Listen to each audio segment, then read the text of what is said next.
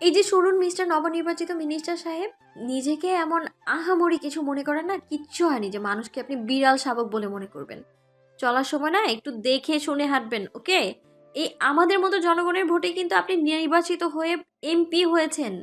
আকাশ থেকে ঠুস করে পড়ে ঠাস করে এমপি হননি কিন্তু আপনি। আপনি যদি মনে করে থাকেন এমপি হয়েছেন তো রাস্তাঘাট কিনে নিয়েছেন, তাহলে আগেই বলে রাখছি, এটা সরকারি সম্পদ, আপনার ব্যক্তিগত না। হ্যাঁ, যদিও আপনি সরকারি মানুষ, তবে এটা জেনে রাখা ভালো, সরকারের শক্তিই কিন্তু জনগণ। আর আমি দেশের একজন নিষ্ঠাবান নাগরিক। পিছন থেকে এক নাগাড়ে কারো কণ্ঠ শুনতে পেয়ে কানে থাকা মোবাইল ফোনটা কান থেকে নামিয়ে ঘাড় ঘুরিয়ে পিছনে তাকালো তাহরিম তালুকদার। কয়েকদিন হলো নির্বাচন শেষ হলো, আর সেই নির্বাচনে বিপুল ভোটে জয়লাভ করে তাপস তালুকদারের বড় ছেলে তাহরিম তালুকদার। আজ তারই একটা জনসম্মেলনে এসেছিল সে।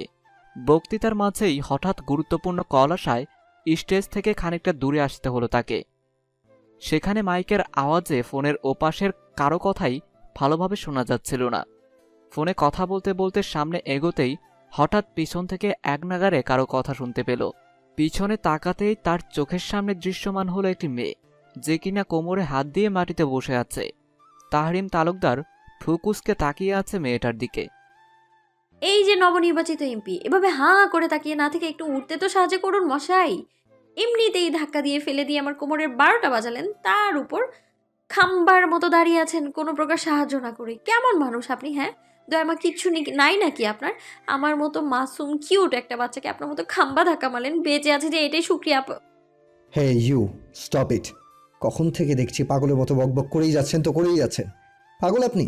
কখন আপনাকে আমি ধাক্কা দিলাম? কি সমস্যা আপনার? আর আপনি এভাবে মাটিতে বসে আছেন কেন? এটা কি ভিক্ষা করার জায়গা? ভিক্ষা করতে হলে গেটের বাইরে যান। বেশ জোরেই কথাগুলো বলে উঠল তাহরিম।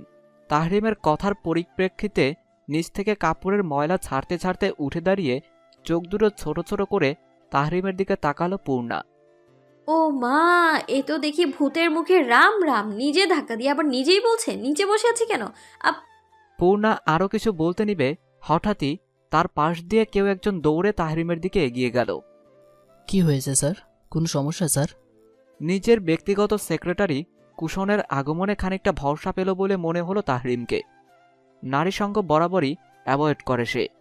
মেয়েটা বোধহয় পাবনা মানসিক হসপিটাল থেকে পালিয়ে এসেছে। তুমি বরং কর্তৃপক্ষকে খবরটা পৌঁছে দেওয়ার ব্যবস্থা করো, কুশন। বেশ গম্ভীর কণ্ঠে কথাটা বলেই বিপরীত দিকে ঘুরে সেখান থেকে হন হন করে চলে গেল। বেচারা কুশন একবার স্যারের চলে যাওয়া দেখে, আরেকবার পাশে দাঁড়িয়ে থাকা মেয়েটাকে দেখে। স্যার যে কী আদেশ দিল সে আগামাতা কিছুই বুঝতে পারল না। মেয়েটাকে দেখে তার মোটেও পাগল বলে মনে হচ্ছে না। অগত্যাই সে জড়বস্তুর মতো দাঁড়িয়ে রইল। কিরে পূর্ণা, তুই এখানে? আমি কখন থেকে খুঁজে চলেছি তোকে। নিজের বেস্ট ফ্রেন্ড ইলমির কণ্ঠ শুনতে পেয়ে গাল ফুলালো পূর্ণা। পূর্ণার গাল ফুলানো দেখে ভ্রুকুসকে তাকালো ইলমি। কি হয়েছে তোর? এতক্ষণ তো ভালোই ছিলি, হঠাৎ বিধবাওয়ালা লুক দিচ্ছিস কেন? ইলু, তুই জানিস এই মিনিস্টার সাহেব আমাকে ধাক্কা দিয়ে নিচে ফেলে দিয়েছে। বললাম সরি বলতে, তাও বললো না। আবার বদ লোক একটা, অকৃতজ্ঞ কোথাকার। আর একটু হলে আমার কোমরটাই ভেঙে ফেলতো, তখন কি হতো বল? আমার ভবিষ্যৎ জামাই একটা কোমর ভাঙা বউ পেতো, আমার বাচ্চাগুলো একটা কোমর ভাঙা মা পেতো, আর আমার। আর তোর নাতি নাতনিরা কোমর ভাঙা দাদি পেতো, সেটাই তো বলবি। তোরটা আমিই বলে দিলাম, তবুও তোর ভাঙা ক্যাসেট চালু করিস না। বিরক্ত সহকারে কথাটা বলেই পাশে তাকালো ইলমি। একটা অপরিচিত ছেলেকে নিজের দিকে অবাক চোখে তাকিয়ে থাকতে দেখে ব্যাপারটা স্বাভাবিকই নিল। তার কারণ এইসব আবাক মার্কা লুকে অভ্যস্ত সে। যেহেতু পাশে একটা সেন্টিমেন্টাল ফ্রেন্ড আছে, এই লুকগুলো স্বাভাবিক। ইলমি খানিকটা সামনে গিয়ে বলল, এভাবে তাকানোর কিছুই নেই। ও এমনই, ভাঙার রেকর্ডার অন করলে অফ করতে ইচ্ছে করে না। বলেই পিছনে ঘুরে পূর্ণার হাত ধরে গেটের দিকে এগিয়ে গেল ইলমি। ইলমির কথায় খানিকটা ভ্যাবাচেকা খেয়ে দাঁড়িয়ে রইল কুশন। আপনার গাড়িতে উঠবেন না? গাড়িতে বোম রাখা আছে, ক্ষতি হবে আপনার। সম্মেলন শেষে বাড়ি ফেরার উদ্দেশ্যে গাড়িতে উঠতে নিবে, হঠাৎ এক নাগারে 3টি মেসেজের শব্দে বেশ কৌতূহল বশত হাতে থাকা মোবাইল অন করে মেসেজ অপশনে গিয়ে মেসেজগুলো দেখেই ফুকুসকে গেল তাহরিমের। উঠতে গিয়েও থেমে গেল সে। স্যার কোনো সমস্যা? কুশনের প্রশ্নের উত্তরে মুখে কিছু না বলে হাতে থাকা মোবাইলটাই কুশনের হাতে ধরিয়ে দিয়ে আশেপাশে তাকালো তাহরিম তালুকদার। চারিপাশে বেশ লোক সমাগম। যদিও গাড়িতে বোমা থাকে, এখানে ব্লাস্ট হলে হাজার হাজার মানুষ মারা যাবে, এটা নিশ্চিত। তাহরিম একটু ঝুঁকে বোমাটা খোঁজার চেষ্টা করল। হয়তো তাহরিমের ভাগ্য সহায় ছিল বলে সে বোমাটা দেখতে পেল। সেটা সেট করা ছিল গাড়ির ঠিক নিচে। কিন্তু সময় কেবল ঘনিয়েই আসছে। বোমা ব্লাস্ট হবার আর মাত্র 4 মিনিট বাকি।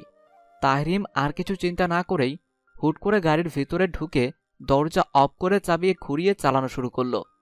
পিছন থেকে কুষাণের আতঙ্কিত গলার স্বর স্পষ্ট থেকে অস্পষ্ট হতে লাগল। কিন্তু নিজের কথা এখন ভাবলে চলবে না। সে এখন দেশের একজন দায়িত্ববান লোকদের মধ্যে সে একজন। দেশের মানুষকে রক্ষা করা তার কর্তব্য।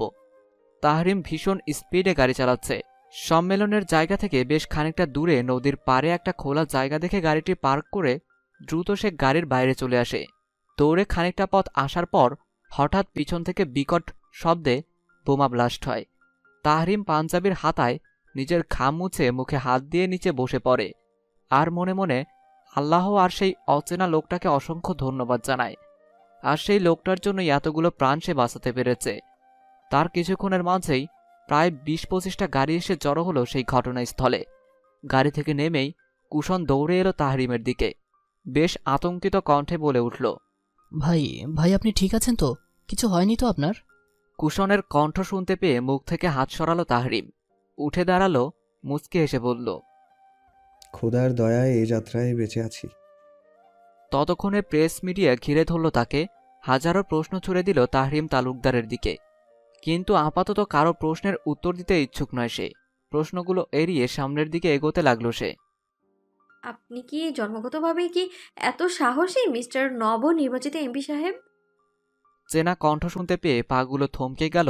তার ঘাড় ঘুরিয়ে সেদিকে তাকালো তাহরিম। কুষণের কথায় খানিকটা চমকে পাশেই কুষণের দিকে তাকালো তাহরিম। পিছন থেকে পরিচিত কণ্ঠ শুনতে পেয়েই পিছনে তাকিয়েছিল সে, কিন্তু তেমন কাউকেই নজরে এলো না তার। এছাড়া চারপাশে প্রেস মিডিয়া, সাথে পুলিশ রয়েছে। এখানে বেশিক্ষণ থাকাটা ভালো হবে না। কখন যে আবার পুলিশের বাধা অতিক্রম করে আবার মিডিয়ার লোকজন জেকে ধরে বলা তো যায় না। এটা চিন্তা করেই সামনের দিকে অগ্রসর হলো সে। কম ধকল তো আর গেল না নিজের উপর দিয়ে। তাই বাড়িতে গিয়ে রেস্ট নেওয়াটাই বেটার অপশন বলে মনে হলো তাহরিমের। দরকার পড়লে কাল প্রেস কনফারেন্স করবে সে, তবুও আজ আর না। তাহরিম গিয়ে বসল কুষণের আনা আরেকটা গাড়িতে। গাড়িতে বসেই মাথা পেছনের দিকে হেলিয়ে দিল সে। কপালে হাত দিয়ে কোনো এক গম্ভীর চিন্তায় মগ্ন তাহরিম। লুকিং গ্লাস দিয়ে একবার নিজের স্যারকে পর্যবেক্ষণ করল কুষণ। স্যার কি কোনো বিষয় নিয়ে চিন্তিত? তোমাকে কতবার বলেছি কুষণ, আমাকে স্যার না ভাই বলে ডাকবে। কপালে হাত রেখেই কথাটা বলে উঠল তাহরিম। ঠিক আছে স্যার, ইয়া না মানে ভাই। ঠিক আছে চলো, আর আমার কিছু হয়নি। প্রায় 20 মিনিটের মধ্যেই তালুকদার বাড়ির সদর দরজা দিয়ে ঢুকল তাহরিম তালুকদারের গাড়ি। গাড়ি থামতেই দরজা খুলে বেরিয়ে এলো তাহরিম তালুকদার। বাড়ির সদর দরজা খোলা দেখে খানিকটা ভ্রু কুঁচকালো। সদর দরজা দিয়ে প্রবেশ করা মাত্রই তার নজরে এলো সোফায় বসে থাকা একজন মহিলার উপর। চুলগুলো হালকা লাল দেখা যাচ্ছে। ছেলেকে দেখা মাত্রই ধীর পায়ে ছেলের কাছে এলেন মেহেরিন শিকদার। মুখে কিছু বললেও চোখ মুখ ঠিকই জানান দিচ্ছে তার চিন্তার বিষয়টা। মেহেরিন শিকদারের জায়গায় অন্য কোনো মা থাকলেও হয়তো এতক্ষণে কেঁদে কেটে এক সার করে ফেলত। কিন্তু মেহেরিন শিকদার তার কিছুই করেননি, কখনো করেও না। মনের দিক দিয়ে তিনি খুব বেশি শক্তপোক্ত প্রকৃতির। ঠিক এই জিনিসটাই সবচেয়ে বেশি ভালো লাগে তাহরিমের। কথাগুলো ভেবেই মুচকি হেসে খানিকটা এগিয়ে গেল মায়ের দিকে। মেহেরিন শিকদার ছেলেকে আপাদমস্তক ভালো করে পর্যবেক্ষণ করার পর বললেন, ব্যথা পেয়েছো কোথাও? তাহরিম হাসল। না আম্মাজান, ব্যথা পাইনি, ভাগ্যের জোরে বেঁচে গেলাম। ছেলের কথা শুনে দীর্ঘশ্বাস ফেলে মেহেরিন শিকদার গম্ভীর কণ্ঠে বললেন, ঠিক আছে, সব কথা পরে শুনবো। এখন যাও, রুমে গিয়ে ফ্রেশ হয়ে নাও। আমি খাবার পাঠিয়ে দিচ্ছি। আজ আর নিচে নামার দরকার নেই, রেস্ট করো। যা লাগবে আমি পাঠিয়ে দেব। ঠিক আছে। বলেই তাহরিম ফ্রেশ হতে রুমে চলে গেল। মেহেরিন তাহরিমের চলে যাওয়ার দিকে তাকিয়ে দীর্ঘশ্বাস ফেলে। তার দুই ছেলের মাঝে বড় ছেলেরা একটু বেশি একরোখা স্বভাবের, যা বলবে তাই করবে। এবার সেই কাজে যত রিস্কই থাকুক না কেন। রাজনীতিতে ছেলেকে জড়ানোর কোনো ইচ্ছেই ছিল না মেহেরিন শিকদারের, তবুও ছেলের জেদের কারণেই জেদে দিয়েছে তাকে। কথাগুলো চিন্তা করেই রান্নাঘরের দিকে পা বাড়ালেন মেহেরিন শিকদার। উদ্দেশ্য ছেলের জন্য খাবার তৈরি করা। তাহরিম মাত্রই গোসল শেষ করে তোয়ালে দিয়ে শরীর মুছতে মুছতে ওয়াশরুম থেকে বের হলো। হঠাৎই তার নজর গেল নিজের মোবাইলের উপর। কিছুক্ষণ আগের সেই মেসেজের কথা মনে হতেই তাহরিম দ্রুত মোবাইল হাতে নিয়ে সেই নাম্বারে কল করল, কিন্তু আশ্চর্যজনকভাবে নাম্বারটা বন্ধ বলছে। তাই সে আর ফোন দেওয়ার চেষ্টা করল না। একজন মন্ত্রী হিসাবে তার যথেষ্ট ক্ষমতা আছে। তাহরিম তালুকদার চাইলেই সেই সিমের মালিককে আধা ঘন্টার মাঝেই বের করতে পারবে, কিন্তু তাহরিম তা করবে না। কিছু জিনিস অজ্ঞাতই সুন্দর। তাহরিম জানে না নাম্বারটা কার, সে ছেলে না মেয়ে, কি উদ্দেশ্য তার জানার আগ্রহ থাকলেও এই মুহূর্তে জানতে ইচ্ছে করছে না তার। তাই মোবাইলটা যেখানে ছিল সেখানেই রেখে দিল। মাথাটা ব্যথা করছে, আপাতত রেস্ট করাটা মাস্ট বি ইম্পর্টেন্ট। কিরে পূর্ণ, আর্টিকেল লেখা শেষ হলো তোর? ইলমির কথায় কম্পিউটার থেকে মুখ তুলে তাকালো পূর্ণা। মুখ কুঁচকে বলল, ইলু, ডোন্ট কল মি পূর্ণ, ইটস পূর্ণা, মিফতাহুল পূর্ণা। আর আমার লেখা প্রায় শেষ, আর 2 মিনিট অপেক্ষা কর, আমি সেভ করে বন্ধ করছি। পূর্ণার কথা শুনে ইলমি মুখ বাঁকিয়ে পূর্ণার পাশের চেয়ারে বসে বলল, আহ মরণ, আসছে আমার ব্রিটিশদের উত্তরসূরি। পূর্ণা হোক আর যাই হোক, আমি পূর্ণই ডাকবো। আর তুই যে আমার এত সুন্দর একটা নাম ইলমি শাহরিন ইলমিকে ইলু ডাকিস, আমি কি কিছু বলছি তোকে? পূর্ণা কম্পিউটার অফ করতে করতে বলল, আরে ইয়ার, ইলু তো মেয়েদের নাম, কিন্তু ছেলেদের নাম তো পূর্ণ হয়। তুই পূর্ণ ডাকলে না কেমন যেন একটা ছেলে ছেলে ফিল আসে, জানিস? তুই কি মেয়ে নাকি পূর্ণ? আমার যুক্তিতে তো তুই ছেলেই। আচ্ছা, তুই তোর মাঝে একটা মেয়ে সুলভ আচরণ দেখাতো আমাকে। তুই যদি দেখাতে না পারিস, আমি তোকে তোর মাঝে 1000টা ছেলে সুলভ আচরণ দেখাবো। দেখ ইলু, আজ এটা কথা বলবি না একদম। অফিস তো ছুটি সেই কখন, তুই গেলি না কেন? জানালা দিয়ে বাইরে তাকিয়ে পুনরায় বলল, সন্ধ্যা তো হয়ে এলো, এতক্ষণ বসে রইলি কেন? তোর বাসায় সবাই চিন্তা করবে না? আমার তো দুনিয়ায় কেউ নেই, তাই কেউ চিন্তাও করবে না, কিন্তু তোর তো আছে। পূর্ণার কথা শুনে ইলমি মুচকি হেসে উঠে দাঁড়িয়ে পূর্ণার ব্যাগটা পূর্ণার কাঁধে ঝোলাতে ঝোলাতে বলল, মেয়ে, বাজে কথা বলিস কেন? আমি কি তোর কেউ না, বোকা মেয়ে? তুই আমার বেস্ট ফ্রেন্ড নোস? তুই আমার বোন, আর বোন বোনের জন্য অপেক্ষা করবে, তাতে কার কি আসে যায়? চল তো এখন, খালি বেস্টি কথা। বলেই ইলমি পূর্ণার হাত ধরে অফিসের বাইরে নিয়ে আসে। পেশায় দুজনই জার্নালিস্ট, মাত্র কয়েকদিন হলো জয়েন করেছে। সেই ভার্সিটি লাইফ থেকে পূর্ণা আর ইলমির জুটি অনন্য। ইলমির সফল ব্যবসায়িক বাবা ইস্তিমুল হকের আর মা সুফিয়া বেগমের দ্বিতীয় সন্তান। ইলমির বড় এক ভাই আছে ইস্তিহাদ হক, সে বর্তমানে কানাডা আছে পড়াশোনার জন্য। আর পূর্ণা ছোটবেলা থেকেই এতিমখানায় মানুষ। পৃথিবীতে আপন বলতে শুধু এতিমখানার কেয়ারটেকার অর্থাৎ মাদার আর এখন ইলমি। ছোট থেকেই ইলমির শখ জার্নালিজম নিয়ে পড়ার, এবং ভার্সিটিতে সে জার্নালিজম নিয়েই পড়েছে। আচ্ছা পূর্ণ, তুই সকালে মন্ত্রী তাহরিম তালুকদারের সাথে এমন অদ্ভুত বিহেভ করেছিস কেন? তুই তো এমন না। ইলমির কথার পরিপ্রেক্ষিতে পূর্ণা হাসল, ঠু উঁচিয়ে বলে উঠল, আমার পেশা কি? ইলমি ঠোঁট উল্টিয়ে বলল, জার্নালিজম। আর তাহরিম তালুকদার কে? মন্ত্রী। ওনার সাথে আমার সম্পর্ক নিশ্চয়ই মধুর না? এক কথায় বলা যায় রাজনীতি রিলেটেড সবার সাথেই আমাদের জার্নালিস্টদের সাপে নেউলে সম্পর্ক। আর তুই তো জানিস আমি যে আর্টিকেল নিয়ে কাজ করছি সেটা রাজনীতি রিলেটেড, বেশ কিছু ক্রিমিনাল আর নারী পাচার সম্পর্কে। আমি তো নতুন এই পেশায়, তাই রাজনীতিবিদ সম্পর্কে আমার জ্ঞান শূন্য। তাই তাহরিম তালুকদারকে একটু বাজিয়ে দেখলাম আর কি। আমার কথা শুনে ইলমি চোখ বড় বড় করে তাকিয়ে রইল। সিরিয়াসলি পূর্ণ, এত কিছু ভেবে ফেললি? How intelligent you are! পেটে পেটে এত কিছু! ইলমির কথায় পূর্ণা পুনরায় হাসল। আচ্ছা চল তাড়াতাড়ি পা চালা, বাসায় গিয়ে কাজ আছে। ভাড়া বাসায় থাকি দোস্ত, তাও আবার একা। বাড়িওয়ালা মুখে যত আদুরি দেখাক না কেন, কার মনে কি আছে কে জানে। ইলমিকে বাসায় পৌঁছে দিয়ে পূর্ণাও বাসায় চলে আসলো। পূর্ণা একাই একটা ভাড়া বাসায় থাকে। ইলমির বাসা থেকে পূর্ণার বাসা প্রায় 10 মিনিটের রাস্তা। পূর্ণা বাসায় ঢুকে লাইট অন করতে দেখে লাইটটা জ্বলছে না, চারপাশে অন্ধকার হয়ে এসেছে। হঠাৎই কিছু একটা পড়ার শব্দে চমকে পিছনে তাকালো পূর্ণা। কে কে ওখানে? হঠাৎ নিজের পায়ের কাছে কোনো কিছুর আভাস পেয়ে ছিটকে দূরে সরে গেল। ঠিক তখনই কানে ভেসে আসলো মিউ মিউ শব্দ, যা শুনে পূর্ণা খানিকটা হাঁপ ছেড়ে বাঁচল। উফ মিনি, তুই তো আমাকে ভয় পাইয়ে দিয়েছিলি রে।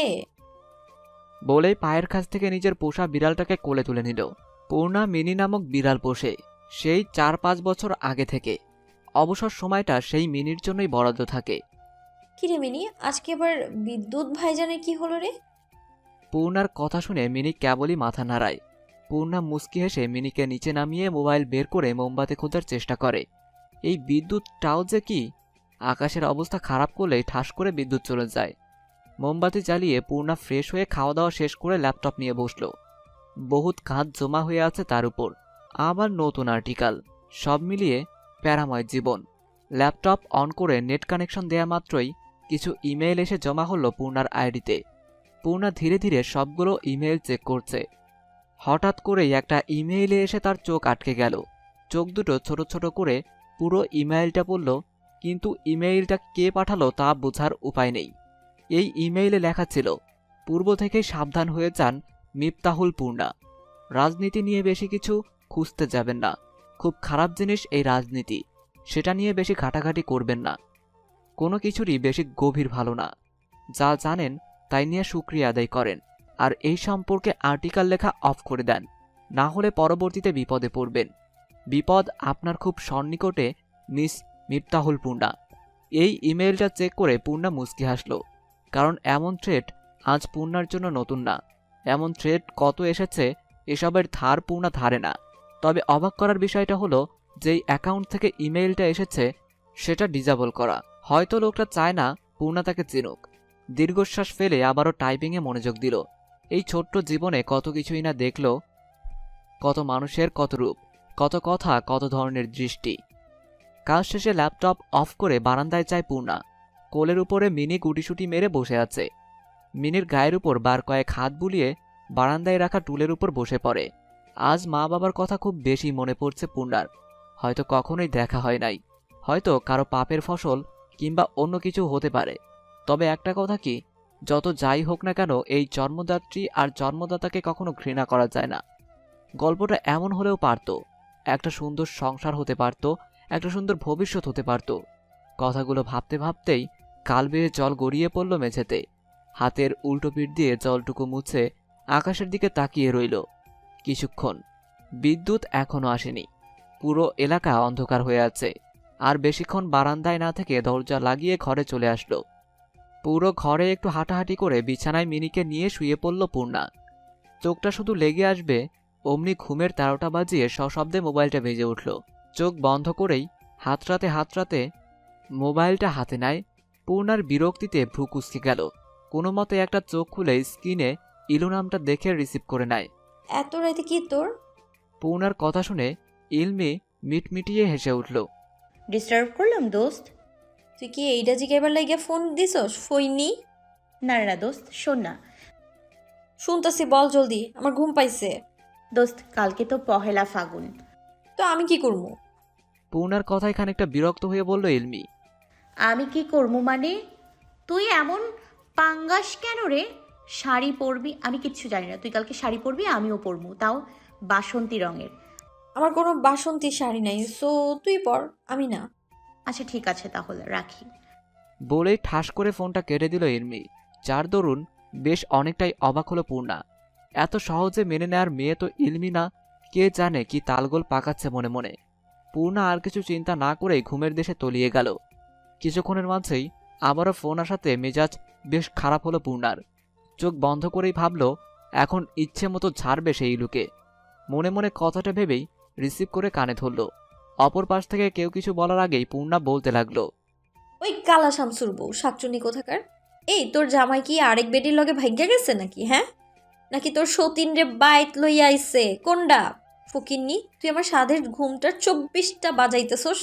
অহন তোরে আমার মনে চাইতেছে ওই বুড়ি গঙ্গার পানিতে চুবানি দিতাম একদম।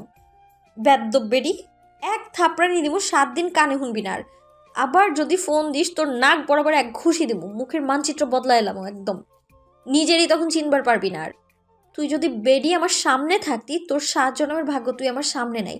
নইলে তোরে আমি বুঝাই দিতাম এই পূর্ণার ঘুমের জন্য পূর্ণা কি কি করতে পারে। ঘুমের লগে নো স্যাক্রিফাইস। আবার যদি ফোন দেস তো তোরে ফোনের মধ্যে দিয়া গিয়া কানের 2 আঙ্গুল নিচে দিমো এমন এক চর বিটিভির মতো ঝিরঝির করবি বেয়াদ্দব একটা। বলে ঠাস করে ফোনটা কেটে দিয়ে পূর্ণা আবার ঘুমিয়ে পড়ল। মেজাজ এত খারাপ হতো না যদি না এত সুন্দর স্বপ্নের মধ্যে কলটা না আসতো। মাত্রই একটা স্বপ্ন দেখা শুরু করেছিল, তার মধ্যেই আবার ফোন হাতে নিয়ে কুশন ব্যাককেলের মতো দাঁড়িয়ে আছে। এতক্ষণ কি থেকে কি হয়েছে তার ঠিক মাথার উপর দিয়ে গিয়েছে। কুশন তার সামনে বসে থাকা তাহরিমের দিকে তাকালো। তাহরিম ভ্রুকুচকে কুশনের হাতে থাকা ফোনের দিকে তাকিয়ে রইল। কোথা থেকে শুরু আর কোথায় শেষ তার ঠিক বুঝে আসছে না। তাহরিম খবর পেয়েছিল মিডিয়ায় কাজ করা একজন মেয়ে সব রাজনীতিবিদদের নিয়ে আর্টিকেল লিখছে, তাই মেয়েটার নাম্বার ব্যাক করে কল দিয়েছিল। যেন কোনো কিছু না জেনে উল্টোপাল্টা কথা না লিখে, কারণ সে নতুন এমপি হয়েছে, এর মাঝে গুজব ছড়ালে ক্যারিয়ারে ব্যাড ইফেক্ট পড়তে পারে। কিন্তু তাকে তো কোনো কথাই বলতে দিল না মেয়েটা। মুখের উপর হাবিজাবি কত কিছু বলে ঠাস করে ফোনটা কেটে দিল। এটাকে কি ম্যানার বলে? কথাটা মনে মনে চিন্তা করেই তাহরিম বিড়বিড় করে বলে উঠল, ম্যানারলেস মেয়ে কোথাকার। দরজায় ঠক ঠক আওয়াজে ঘুম হালকা হয়ে গেল পূর্ণার। মিটমিট করে তাকিয়ে শোয়া ছেড়ে উঠে বসল। ফ্রুকুসকে বার কয়েক ঠক ঠক আওয়াজ শুনে বালিশের নিচ থেকে ফোনটা বের করে একবার সময়টা দেখে নিল। মোটে 7টা বাজে। এই 7 সকালে কি আসবে? মাসও তো শেষ হয়নি যে বাড়িওয়ালার বউ আসবে ভাড়া চাইতে। তাহলে কি ইলমি? কথাটা ভাবতে ভাবতেই বিছানা থেকে নেমে এক হাতে চুলের খোপা করতে করতে দরজার দিকে এগোলো পূর্ণা। বাড়িওয়ালার বউ আর ইলমি ছাড়া এই বাসায় তেমন কেউই আসে না। পূর্ণা দরজার কাছে গিয়ে জিজ্ঞেস করলো, কে? অপর পাশ থেকে ইলমির কণ্ঠ শোনা মাত্রই দরজা খুলে দিয়ে দুহাত বুকে গুজে দাঁড়ালো পূর্ণা। ইলমির দিকে দৃষ্টি নিক্ষেপ করতেই থতমত খেয়ে গেল সে। ইলমি বাসন্তী রঙের শাড়ি পরেছে, সাদা ব্লাউজ, সাথে ম্যাচিং কানের দুল, আর গলায় ছোট পাথরের রকেটের সাথে চিকন চেন। ফর্সা গায়ের রঙটা বেশ মানিয়েছে, আবার হাতে একটা শপিং ব্যাগ। কিন্তু এই সকালে এত সংসাজার কারণ বুঝল না পূর্ণা। ইলমি পূর্ণাকে দেখে সবকটি দাঁত বের করে হাসি দিল। কি চাই? এই 7 সকালে আমার ঘুম ভাঙানোর কারণটা কি জানতে পারি? পূর্ণার কথার কোনোরূপ পাত্তা না দিয়ে ভেতরে ঢুকতে ঢুকতে বলল, শর্ত আমার ইচ্ছে হয়েছে, আমি এসছি, তাতে তোর কি? বলেই ইলমি সোজা ঘরের দিকে হাঁটতে লাগলো। পূর্ণাও দরজা লাগিয়ে ইলমির পিছনে পিছনে গেল। কি সমস্যা তোর? রাতেও ঘুমোতে দিলি না, এখন আবার 7 সকালে এসে হাজির। ইলমি বিছানায় বসতে বসতে ভ্রুকুসকে বলল, রাতে ঘুমোতে দেই নেই মানে কি? আমি তো একবারই ফোন দিলাম। তাহলে রাত 12টা বাজে কি আমি দিয়েছি তোকে ফোন? রাত 12টা মানে? তুই তো জানিস পূর্ণ, আমাকে 11টার পর এই বাংলাদেশে চিরুনি তদন্ত করলেও আমাকে পাওয়া যাবে না। পূর্ণার কথায় ইলমি বেশ অবাক হলো। কথাটা যে ইলমি একেবারে ভুল বলেছে তা কিন্তু না। ওকে আসলেই রাত 11টার পর ঘুম থেকে তোলা ইহকালও সম্ভব না। কিন্তু ফোন করলো কে? তাহলে পূর্ণার কথার ভিত্তিতে ইলমি ভ্রুকুসকে বলল, এত চিন্তা করার কি আছে? আজব, তোর ফোন চেক করলেই হয়। আরে হ্যাঁ, তো মনেই ছিল না। বলেই পূর্ণা নিজের ফোন হাতে নিয়ে কল লিস্টে ঢুকলো। প্রথমেই অপরিচিত নাম্বার দেখে খানিকটা থতমত খেয়ে গেল সে। এটা তো ইলুর নাম্বার না। তাহলে ইস, কে না কে ফোন দিয়েছিল, আর কি করলাম এটা। এখন তো নিজের কপাল নিজেই থাপড়াতে মন চাচ্ছে। পূর্ণা মোবাইল থেকে চোখ তুলে সামনে বসে থাকা ইলমির দিকে তাকালো। ইলমি প্রশ্নবিদ্ধ দৃষ্টিতে তার দিকেই তাকিয়ে আছে। ইলমির দৃষ্টি লক্ষ্য করে পূর্ণা বোকাভাবে হাসল। কি হয়েছে? পূর্ণা কিছুটা ঢোক গিলে বলল, আননোন নাম্বার, চিনি না। ইলমি ভ্রুকুসকে জিজ্ঞেস করলো, আননোন নাম্বার তো কি হয়েছে? বাই দ্য রাস্তা, তুই কি উল্টো পাল্টা কিছু কথা বলছিস নাকি? পূর্ণা থপ করে বিছানায় বসে পড়ল। আমি না আসলে তুই ফোন দিয়েছিস ভেবে ইচ্ছে মতো ঝেড়ে ফোনটা রেখে দিয়েছিলাম। আমি কি জানতাম নাকি? আর ওই লোকের কমন সেন্স নাই নাকি মাঝরাতে একটা মেয়েকে কল করে? ইলমি একটা দীর্ঘশ্বাস ফেলে বলল, আচ্ছা, যা করার তো করেই ফেললি, এখন বলে লাভ নাই। তুই বরং বেচারা আর বেচারি যেই হোক না কেন তাকে ফোন করে সরি বলে দে। পূর্ণা মনে মনে কিছু একটা চিন্তা করে বলল। ঠিক আছে। বলেই ফোন হাতে নিয়ে কল করলো সেই নাম্বারে। মুখে সূর্যের তীর্যক রোশনি পড়াতে চোখ মুখ কুঁচকে গেল তাহরিমের। রাতের সকল হিসেব নিকেশ শেষ করে ঘুমোতে ঘুমোতে বেশ দেরি হয়েছিল তার। সূর্যের আলোতে কাঁচা ঘুমটার ব্যাঘাত তার মোটেও সহ্য হচ্ছে না। উপর হয়ে শুয়ে শুয়ে কাঁথা দিয়ে পা থেকে মাথা অবধি ঢেকে আবার ঘুম দিল। এরই মাঝে ঘুমের 12টা বাজিয়ে নিজের কর্কশ শব্দে বেজে উঠল ফোন। চোখ বন্ধ করে বালিশের তলায় থেকে ফোন বের করে রিসিভ করলো। কানে দেওয়ার সাথে সাথেই কারো কোমল কণ্ঠে হৃৎপিণ্ড কম্পিত হলো তাহরিম তালুকদারের। ওপাশ থেকে কেউ একজন কোমল কণ্ঠে সালাম দিল। সালামের উত্তরে তাহরিম শোয়া থেকে উঠে বসতে বসতে বলল। ওয়ালাইকুম আসসালাম। অপর পাশ থেকে মেয়েটা বলল। আপনি কি কাল রাতে আমার ফোনে কল দিয়েছিলেন? আসলে এই নাম্বার থেকে কাল রাত 12টায় আমার ফোনে একটা কল গিয়েছিল, কিন্তু দুর্ভাগ্যবশত আমি ঘুমিয়েছিলাম। আর ঘুমের ব্যাঘাত ঘটানোর কারণে বেশ রেগেও গিয়েছিলাম। আসলে আমি ভেবেছিলাম আমার বেস্ট ফ্রেন্ড মনে হয় ফোন দিয়েছিল, আর আমি ঘুমের তাড়নায় নাম্বারটাও খেয়াল করিনি, তাই আসলে আপনাকে ওভাবে বলা হয়েছিল।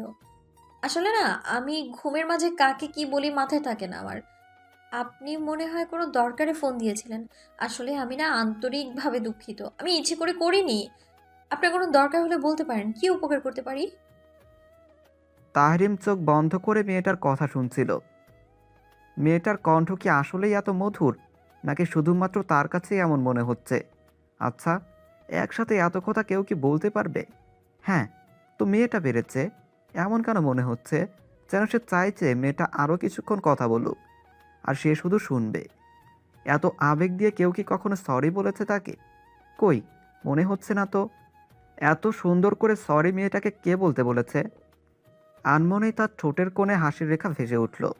ওপাশ থেকে মেয়েটার সমানে হ্যালো হ্যালো করেই যাচ্ছে। হ্যালো, এই যে শুনছেন আপনি? কথা বলুন, আপনি কি শুনতে পাচ্ছেন? জি। আসলে আমি আন্তরিকভাবে দুঃখিত। ইটস ওকে, আমারই ভুল হয়েছে। এত রাতে একটা মেয়েকে ফোন দেওয়া ঠিক হয়নি। আমিও আসলে সরি বলতে গিয়েও তাহরিম ঠেকে গেল, কারণ সে এর আগে কখনোই কাউকে তার কাজের জন্য সরি কিংবা দুঃখ প্রকাশ করেনি। জি, কিছু না। আচ্ছা যাই হোক, আপনি কি কোনো দরকারে ফোন দিয়েছিলেন? অপর পাশে কথা বলা মেয়েটার প্রশ্নে তাহরিম জিভ দিয়ে খানিকটা ঠোঁট ভিজিয়ে বলতে গিয়েও থেমে গেল। কেন জানি আজ অদ্ভুতভাবে মেয়েটিকে তার পরিচয় দিতে ইচ্ছে করছে না। কেন জানি তার নিজের পরিচয় গোপন রেখে মেয়েটার সাথে কথা বলতেই ভালো লাগছে। সে চায় না মেয়েটা তাকে চিনুক। সাধারণ ছেলে হিসেবে নিজেকে রিপ্রেজেন্ট করতে ইচ্ছে করছে তার খুব করে। আসলে আপনাদের ওখানে কি সংবাদপত্র ছাপা হয়? আমার একটা সংবাদ ছাপানো ছিল, তাই আপনাকে কল করেছিলাম। কিরকম সংবাদ? পাত্রীর। পূর্ণা বেশ থতমত খেয়ে বলল। পাত্রী? নিজের বোকা বোকা কথায় নিজেই বিয়াক্কেল হয়ে গেল তাহরিম। মিথ্যা সে কোনো কালেই বলতে পারে না। তার উপর দুনিয়ায় কি আর কোনো নিউজ ছিল না শেষে কিনা পাত্রী চাই? যে কিনা হাতে তুড়ি দিলে পাত্রের লাইন লাগবে, সেখানে সে কিনা পাত্রী চাই বলে সংবাদপত্রে বিজ্ঞাপন। ব্যাপারটা হাস্যকর। কান থেকে ফোনটা নামিয়ে ফিক করে হেসে দিল পূর্ণা। এমন নয় যে পূর্ণা বুঝতে পারেনি যে লোকটা মিথ্যা বলছে কিংবা কথা ঘোরানোর চেষ্টা করছে। তবে যাই হোক, লোকটার কথা খারাপ লাগেনি তার। কি হয়েছে, হাসছিস কেন? ইলমির কথায় পূর্ণা ইলমির দিকে তাকিয়ে মাথা নাড়িয়ে বলল। আব কিছু না তো। তুই তো বললি না এত সকাল সকাল সং সেজে আমার বাসায় কি করছিস তুই? ইলমি হাত দিয়ে শপিং ব্যাগটাকে কাছে টেনে খুলতে খুলতে বলল। কাল কি বলেছিলাম মনে নাই তোর? যাই হোক, মনে না থাকলেও আমার কিচ্ছু করার নেই। তোকে আবার মনে করিয়ে দিচ্ছি, আজ পহেলা ফাল্গুন, পহেলা বসন্ত। বসন্ত বরণ অনুষ্ঠান হবে জাবির ক্যাম্পাসে। আর অফিস শেষে তুই আর আমি যাব, বিশাল অনুষ্ঠান হয় ওখানে। পূর্ণা চোখ ছোট ছোট করে ইলমির দিকে তাকিয়ে আছে। ইলমির শপিং ব্যাগ থেকে বাসন্তী রঙের শাড়ি, সাদা রঙের ব্লাউজ, মাথায় খোপায় লাগানোর মতো বেলি ফুলের মালা, আর হাতে বাঁধার জন্য রজনীগন্ধার গাজরা, গলায় আর কানের জন্য ছোট্ট পাথরের ইয়ারিং, আর চেন হাতে ম্যাচিং রেশমি চুড়ি। এগুলো আনলি কেন?